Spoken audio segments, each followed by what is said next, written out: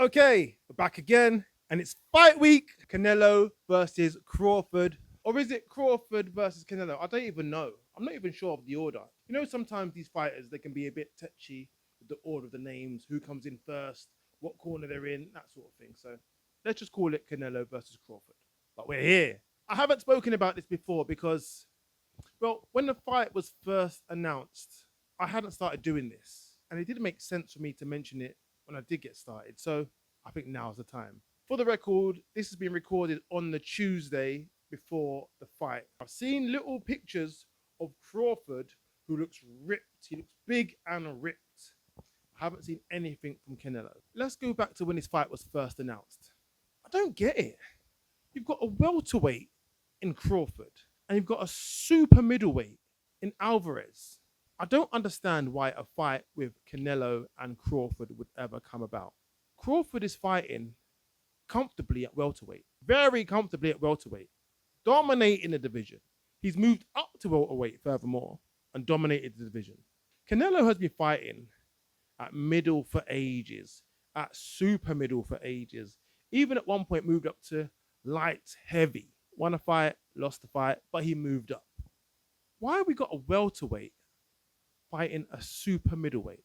If you look at them face to face, head to head, the smaller man, Crawford, faces off against the bigger man, Canelo, but they're the same in height. I think they're more or less identical in height. I think if you even check the stats, I think Crawford might even have a longer arm reach. So when you look at it, it's actually quite even. But I don't think it is.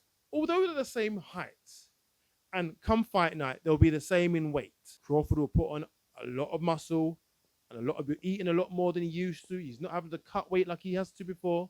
It might even make him a little bit more comfortable training for this fight because he's not having to diet as rigorously as he normally would have to be.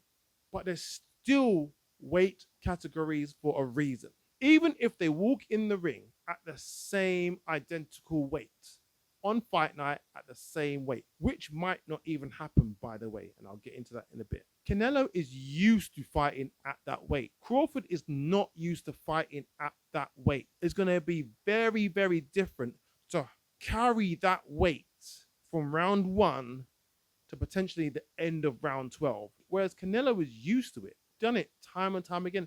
It's normal for him. Not only that, but you're going to have to face somebody who is of that weight. Someone punching you from weight divisions way heavier than what you're used to. So when the body weight behind those punches is hitting you, it's going to be a lot harder than what you're used to. Now, I don't for a second think that before this fight was announced or even spoken about, that Crawford hadn't been sparring with people way heavier than him. So he'll be used to fighting people heavier than him.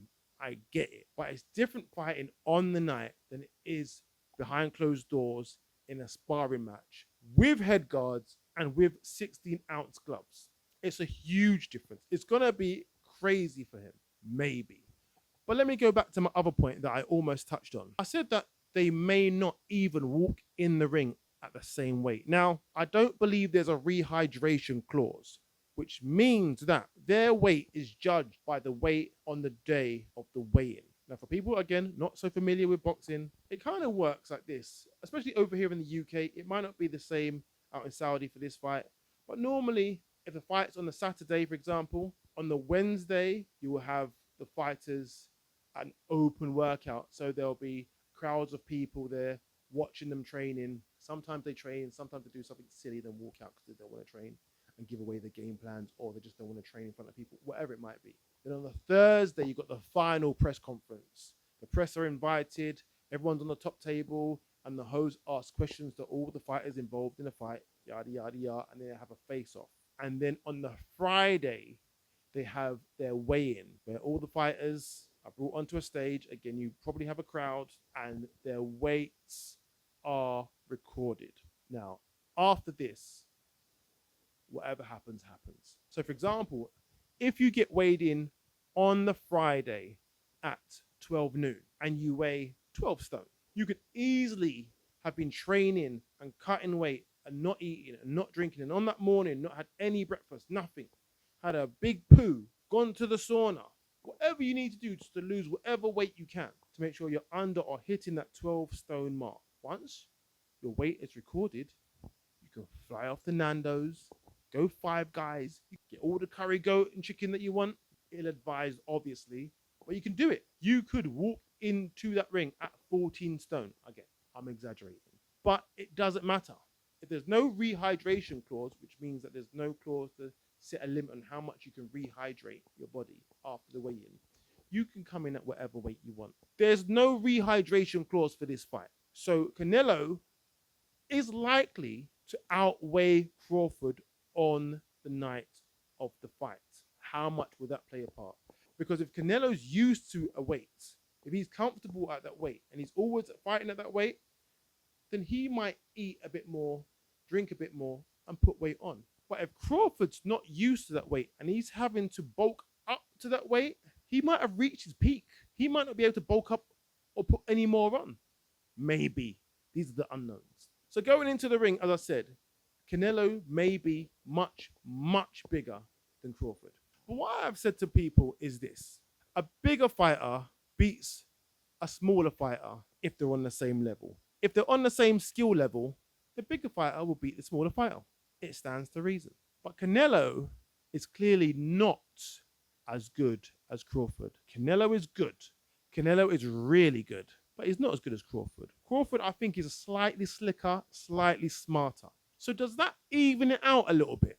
If they're both of the same skill level, but one's bigger, you go for the bigger one. Canelo is the winner. But Crawford is better. But that doesn't always even it out. But I think Crawford is better enough to balance it out and make it an even fight. They also say that Crawford is unusually strong. So that might be another determining factor in terms of leveling up the playing field. So there are reasons to believe that Crawford could do this. A lot of people have all their money on Crawford. No doubt whatsoever, Crawford does it. A lot of people are leaning towards Canelo because of the weight difference. Sometimes I make predictions, but sometimes I have to wait until I see them in the walk-in. I have to wait to the last minute to make a judgment. And I think this is one of those fights where I have to wait to the last minute to make my judgment. I do want to see how they look this week. I do want to see the open workout if there is one. I do need to see the weigh-in. I do even need to see how they look and how they speak at the open press conference. I need to see all this stuff. I don't know which way to go. We don't even know much about the preparation that Crawford's been having. We do know, however, that Canelo has been sparring with Boots Ennis. He tried to find someone who can replicate the style of Crawford.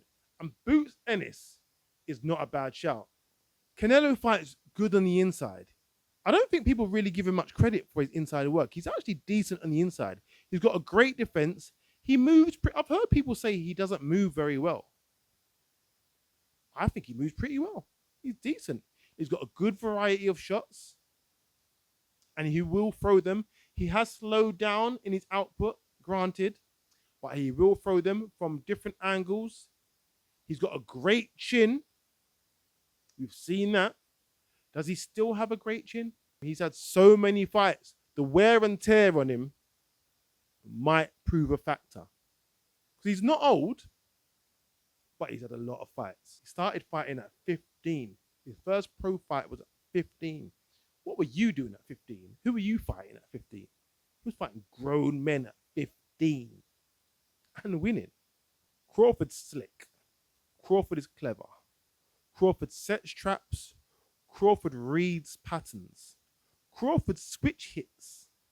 How will Canelo deal with Crawford changing his stance and his position and then changing angles with the change of stance and position? That might be his undoing. I'm not sure if Canelo has ever fought a switch hitter before. He's definitely fought southpaws, but switch hitters, definitely not any as crafty and as clever as Crawford. So he'll struggle in that sense. So what's it going to be? I'm still weighing it up. And the determining factor for me is the weight. Now, I said that Crawford has been fighting at welterweight. He moved up to super welterweight. for one fight. And going up one weight class, he really struggled. He really struggled. Now, was it because of the weight? Was it the styles? Was it the weight and the styles? Was it something else? We never know. But he really struggled. So now he's moving up from welter to super welter, where he struggled, to middle, to super middle. So effectively, he's moved up 3 weight classes from where he was comfortable. Moved up one and struggled, skipped one, and went all the way to another one. Crazy stuff, if you ask me. You do also have to consider the fact that Canelo isn't the same Canelo as he was a few years ago. The Canelo that lost to Mayweather, he was good then. He improved since then. The Canelo that beat Lara, the Canelo that beat Kovalev, the Canelo that annihilated Callum Smith. Do you remember when his arm was bulging out? I could go on. This isn't the same Canelo. You can only peak for so long, then it does that. Now, he's not doing that, but he's doing that. He's teetering and he's on the way. How far on the way is he? That's the question. So the questions are, how far on the way down is Canelo? And how big an issue is the weight for Crawford? This is one of those 50-50 fights. I'm going to call it a 50-50. I hate saying 50-50, but this is definitely a 50-50 because there are factors that balance out and negate the other factors. I'll tell you another 50-50 fight that I could not call. It was so close. It could go either way. There was no way of separating them. It was going to be the closest fight that I'd ever seen, possibly. That was Terence Crawford versus Errol Spence. And we all saw how that turned out. That 50-50, that we can't separate them. It was a one-sided beating. I couldn't believe what I was watching. So sometimes when you have these 50-50s, they turn out to be 101s to -1s. That being said, I can't call it at this point. I need to see all the stuff this week, and I have to see the walk-in. But at this point, my prediction for Canelo versus Crawford is that it's going to points, and the winner on points will be Canelo.